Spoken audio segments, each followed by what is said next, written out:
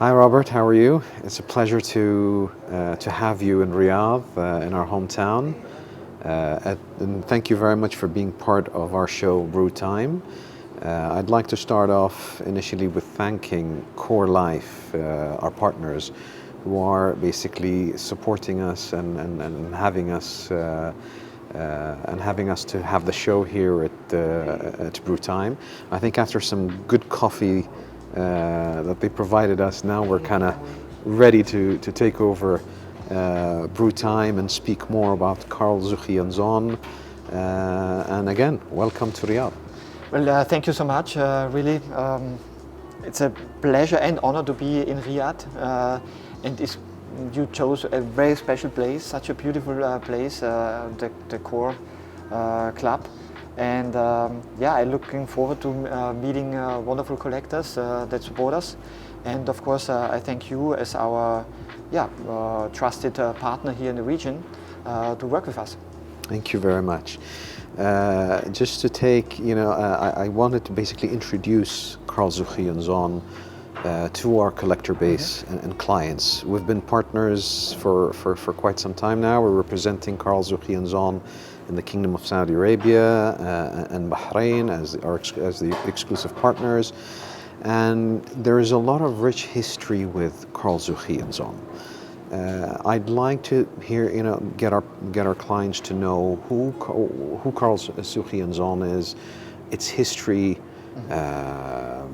and the elevation of the history today that you have brought to the table as a main founder in the company, bringing back that history back to life in high artistic and craftsmanship watchmaking.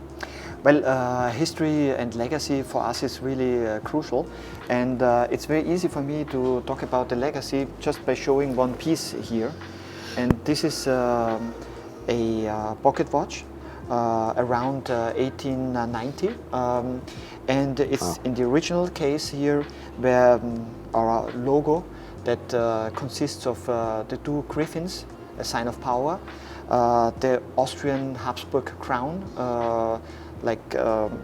with the double eagle as a sign of Austria-Hungary, the empire. And basically, Carl Suchy Söhne, founded in 1822, was for a long time the only and exclusive purveyor to the Habsburg court, so the emperor's choice. Oh, so that's why you use the emperor's choice. Exactly, as your our slogan. Exactly. And Suchy was for more than 100 years catering to the elite of the Habsburg Empire, but also delivering, for example, pocket watches to England, and it was in a way already in the 19th century a global company, and it was appointed to the Habsburg court because Carl Suchy and his sons were the most innovative, most creative entrepreneurs in the watch industry back then. So the Habsburg Empire had about 11,000 watchmakers. Wow. But it was Carl Suchy Söhne who was the most important manufacturer. And this legacy for us is very important because it's the only thing that you cannot really change. No one else has, and it's not invented, it's all in the archives, it's all written in history. So for us also, it means that when we continue to work, it's about the fire to bring on and not the ashes. So Suchy was the most innovative, the most creative.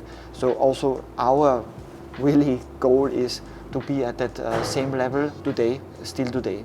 And the pocket watches, the movements were all done in-house in the workshop. As you see here on the logo, it says Vienna, yes. Prague, and La Chaux-de-Fonds. So of course everyone in the empire wanted to be in Vienna, close to the court. So that was the main location. But it originally they started out in Prague, and then one of the sons was sent by the father to La Chaux-de-Fonds because already back then it was the center of high-end watchmaking. Yes. And we had an own manufacturer in La Chaux-de-Fonds. Not anymore, but we are still working with our watches with some of the best parts maker in La Chaux-de-Fonds in the region, of course. So at what point of time in history did the brand re-emerge? And when did it stop and when did it re-emerge? It stopped around the 30s of the 20th century. It slowly faded out because of family discussions. The third generation, everyone wanted to be the boss. So due to this factor, but also because of the demise of the Habsburg Empire, so several reasons that made our brand enter a little creative break. And now already 8 years ago, we said, okay, we have to relaunch, we have to push the brand again. So you took over the brand exactly, basically 8 years ago. Yeah. And for me, from the start, it was, not, as you know, I'm not coming from the watch industry. I was from 25 years working in the arts as a arts curator. For example, organizing for Austria the participation at world fairs, like the one we had in Dubai, but also in Shanghai, etc. And I have been in organizing exhibitions of contemporary art for more than 25 years. And in parallel, I always worked as a diplomat on the commercial counselor side. And so for me, the challenge was not coming from the industry, but knowing how to create beautiful projects and how to execute from just an idea to something beautiful at the end, like an exhibition or a national pavilion or even artificial islands I did on rivers in Austria. For me, when I saw this amazing legacy and this amazing history, I said, I have to do this watch again, this brand again. And I started out with just the Waltz number 1. Okay. And also from the challenge, okay, Suchy, basically the design development ended at the end of 19th century. So what came next, 20th century? It was the Viennese modernism, a very elegant design approach, and famous architects, the epoch of Klimt, Schiele, these most innovative painters, architects, designers. And this very much inspires the design language, this kind of Viennese elegance. And the Waltz number 1, for me, the aim was to launch a watch that is at the same level as the historic pieces, the table clocks, the pocket watches were. So I contacted one of the best watchmakers with Mark Jenny, who was a member of the Academy of Independent Watchmakers, yes. So he's our watchmaster. I also collaborate for the development of the movement with Vaucher, that is working very well with known. Richard Mille and Parmigiani and others. And the aim was really to be at this most prestigious level. And again, the challenge coming from outside was, okay, what can we do, not only from the design language, from the aesthetics, but also from like some of the functions, some of the complications. For example, here with the Waltz number 1, we decided to work on the second. So it's not a hand, but it's a disc. That rotates as a central second. Yeah, a central second, like it's a waltzing disc. Yeah. That's why also the Viennese waltz, the waltzing disc. So the waltzing dance. Exactly. Okay, interesting. And because when you come to Vienna, you will see it's not like a speed capital like Riyadh or New York or London. We take it easy, we take it slow. We are in the German word, it's gemütlich. So it's a relaxed lifestyle and not every second counts. So that's interesting. First of all, I would like to congratulate you and admire what you've done. Is you've taken legacy in history and with your entrepreneurship skills, coming up from a background that is artistic, got into watchmaking, cross-pollinated both and brought to life really craftsmanship in watchmaking. Very interesting, introduction to the waltz, the Germanic roots. The Austrian, not the Germanic. I'm sorry to say. The Viennese yes. roots. I know the people in Austria are very proud of their heritage and their history. And the interesting part is mixing art, culture, and your historic richness into the timepiece. When everybody when they ask really why did you call it the waltz? Now it's very clear, especially with the rotating disc, and that also gives you part of the culture. It's very important, I think, because there are so many brands and so many watches. So I think we really are focused on working on the Viennese heritage and the Viennese beauty. And if you come to Vienna, it has a special imperial feeling, and Correct. that's still here today. You know, so it really informs our thinking. And you mentioned Germanic. As I was also curating Austrian design exhibitions, for example, at the Triennale Museum, and that's where I really discovered through my research, Carl Suchy Söhne.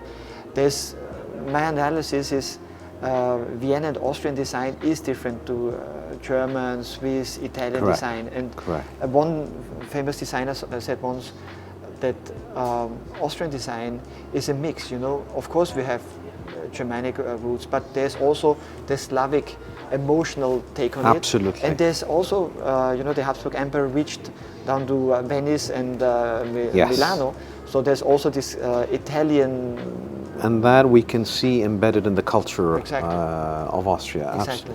And it makes a unique design proposition, in my Absolutely. opinion. For example, here you can see very clearly a very seamless connection from one material to the next. The bent up dial, the leather that enters directly to the steel. Yeah. So it gives this kind of very smooth aesthetics. Yes. That, for example, if you come next time to Vienna, I show you around to Would the love to. Loos house, to the Loos bar, etc. And you see this kind of aesthetics immediately. Yeah. And I believe while you were explaining, it's interesting if we step back a little bit again with the history of the brand, where you mentioned that Prague, Vienna, La Chaux-Fontaine in Switzerland, at that time being in these three, the open, the entrepreneurial side where the founders went into the areas that basically bring in watchmaking and artistry. There were visionaries before their time, and I think the cross-pollination side that you mentioned also brings that to the table with a lot of other watchmakers. At that time, this wasn't a vision that was being in the strategic locations that build up. Exactly. So really a lot of, and that's the beauty, I think, of the value proposition today that you provide in your watches. So we started off with the waltz. I'd like to get our audience to also understand more about your other collections. Mm-hmm. Of course, the waltz came into the classic. It has the classic look. You've elevated it into also the skeleton, the skeletonized Yes. version, which is a piece of art. And then we'll speak about basically the new line the Belvedere.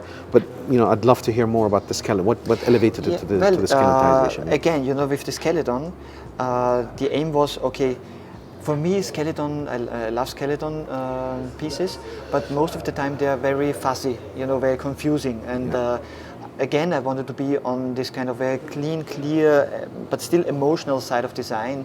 So basically what we did is working on this split guilloche pattern that we have already in the Waltz version, the first edition. And just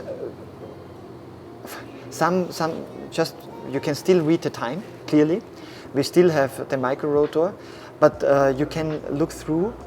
And you can't see the beauty, the beauty of the skeleton and exactly. the movement. So it's the hide and seek, and if I may say, some say it's like a negligee that we now. Nice one. You can look through. You can look through, and it's a beast for me. It's really an amazing piece. We offer it in blue, in black, and in white, and very. And interestingly, the blue color always holds the name Danube.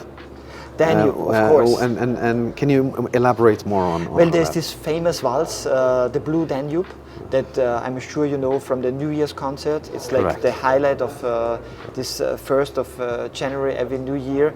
I think whole Austria looks at the concert. The whole world looks at this concert, and the most famous waltz by Strauss is the Blue Danube, referring to the river that flows through Vienna. And the Danube might not be as blue, it's more like a grayish blue. But now it became a signature. But Every for us, blue that yeah. you And launch basically is a Danube. Exactly, Is a Danube and blue, our yeah. blue is a special blue. It is, indeed, yes. It has a special tone, and yeah, again, this reference to our Viennese origin. Excellent. And recently, you basically moved ahead and wanted to create a sport line, and this is where the Belvedere came to place, and it made quite an impact in the market. It was a bold move, from moving from the very classic into something more bold, modern, but at the same time the DNA is still there. And it's an amazing piece. If you could just give us more insight on what got you actually to get into the sport line and have something a bit unique in terms of the offering. Well, I think a more, I would say, casual, elegant watch was always in my mind. A more like a daily wear watch, not this is very classic dress watch. Yes. But then again, our take is, our showroom is just across this famous Belvedere Palace, where Prince Eugene, yeah, it's like a Baroque palace with the garden. It's now also the collection with Klimt, the famous kiss. So every day, basically, I go there for a walk, on a meditative walk. And I said, in winter, in summer, in spring, in autumn, there's also the botanical garden. And my take was, I'm not a guy, that loves to drive very fast a car or dive very deep or fly very high, but I love just a beautiful walk in the park, And so we wanted to create a watch that expresses just that, sporty, but still on the elegant side, on the casual, on the relaxed side of sport. And we have here, I think, done a piece that caught the attention of many collectors in now more than 20 countries. And there's an interesting side in the watch where there is a disc that rotates with the date. Exactly. So our aim was, okay, what is the Suchy take on the movement? And we decided, okay, let's work on the date. So the date window changes its position every night at midnight. So it moves on every day. So basically you see the month go by slowly but surely. And it's again a playful twist on taking time, or in that case taking and what is the case size? This is 40.5 millimeters, which is a sweet spot. It's a sweet spot, and there are some other specialities about it. For example, our rotor is micro engraved with the facade of this famous Baroque palace of the Belvedere. And also the Baroque garden is imprinted on interesting, on the strap, on the back case of the strap. So you have the air condition basically via the imprint of the Belvedere garden, a view from bird's view from above. So many little details again that go into our thinking and making of our watches. Excellent. And what they come in stainless steel, and you recently introduced a titanium version of the watch. Exactly, yeah. We also have it in titanium in a beautiful gray. Just recently in Geneva we launched 2 new versions. One is in titanium, really beautiful gray, and even the lighter. Hands, the hands are beautiful, and with this, for example, the second hand is gold with this kind of special edition, and has super luminova, so you can. Yes. It's a beautiful blue super luminova according to our brand color also, and we also launched a black DLC version, DLC, yeah. So 2 new versions, and we're gonna continue in different iterations later in the year. Excellent, excellent. And as you said, it really made an impact. A lot of collectors all over the world, including our parts of the world, really started picking up attention to this beautiful timepiece that was developed. Also looking forward to doing something special with you. For sure. On all the watches, but specifically also on the Belvedere. Coming back to, oh yes, I know this is your favorite. Now that's I wanted to have the final great frosting on the cake at the end, with the clocks. Now you mentioned earlier the history and heritage of the brand. It was pocket watches and clocks. Yeah. So if you can just give us a bit of more insight on the clocks that were produced from the heritage and legacy line, and what actually drove you to bring it back to life. I'm sure some, a lot of watch brands start off with pocket watches. Some of them have the clocks, but then with time the clocks fade away. What got you to bring the clocks back to life? Indeed, like founded in 1822, Suchy, of course, was doing big clocks and so mainly royals and palaces. Exactly. He was, for example, doing all the clocks for the major celebrations of the court in the Schloss Schönbrunn. I have even some receipts, that say, okay, servicing clocks at the Palace Schönbrunn, where Sissi and the Kaiser Franz Joseph, Emperor Franz Joseph, were hosting their big celebrations, etc. So it was Carl Suchy, not only in Vienna but also at the Prague castle, doing all this, delivering all the clocks for special occasions. And these clocks are today at the museums in Prague, in Vienna, but even we get information from Brazil Museum having Suchy clocks and pocket watches. And also since we launched the brand, every month I get from all over the world requests of information concerning clocks and pocket watches. So for me... the current one is a tourbillon. Exactly. So yes. For me, everyone told me, Robert, forget about clocks, no one needs a clock. But for me, with this heritage, I said, I have to do this. And on top of it, I found a young female watchmaster in Vienna. And also the handcrafting people that were able to execute on my vision to do a modern watch for the 21st century. So a clock that you're not afraid of breaking, or that's too delicate to do, or no, really also from the design aesthetic, something that can really be in a Saudi palace, in a Saudi beautiful apartment. And I believe even offices today. And offices, exactly. There's a lot of our artistic characteristics in and so the clock. I also was able to secure the support of a Viennese designer, and so basically everything is handcrafted in Vienna. So it could be custom made, custom designed. Totally custom made. Okay. We have done now 3 editions of 10 pieces each. Okay. And the last iteration was now the first tourbillon in about 100 years that was done in Austria. And is the movement in-house, or in-house, did you... Okay, totally developed with our watchmaster. Just the tourbillon consists of 50 pieces. It's a skeleton movement that we have done. And what's the power reserve? 7 days. Okay. So you wind it. Yeah. On the Monday when you come to the office, it runs through the week and then again. It has a little gong, a little ring once an hour that you can also stop, of course. It has a solid case of brass, cut out from a solid block of brass.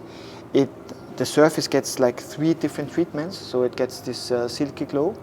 The glass is hand cut and hand gravured in a little workshop in Vienna. And this iteration, for example, has a silver gong, gold plated. And what we can do is really here hand engrave special dedications, years, or even decorate, for example, that would be my vision, make it with Arab aesthetics on the decoration. I'm already thinking of a lot of ideas. Yeah. So this, of course, for me, like the whole project is like a passion project, you know, and the nice thing about it is now that again this table clock we even were able to sell to Swiss collectors, you know, like exporting again from Austria to Back Switzerland, to Switzerland and to other countries, yeah, and collectors around the world. Excellent. It's a definite piece of art. It's a piece of art, yeah. And just thinking about the ideas with customization, as you know, part of our business model and the core side of our business model is to put in elements and inspirations of our history in Saudi Arabia and our culture into watchmaking. So with the customization part, I sincerely believe that there's a lot of, we can definitely create something that is very closely attached to our region in it, and at the same time also brings the heritage and history, the Viennese heritage and history all together. So looking forward, and we'll definitely have something interesting to work on. No, for sure. You know, with our legacy also as the Emperor's Choice, we are still now again in the position to do very special edition and customization, and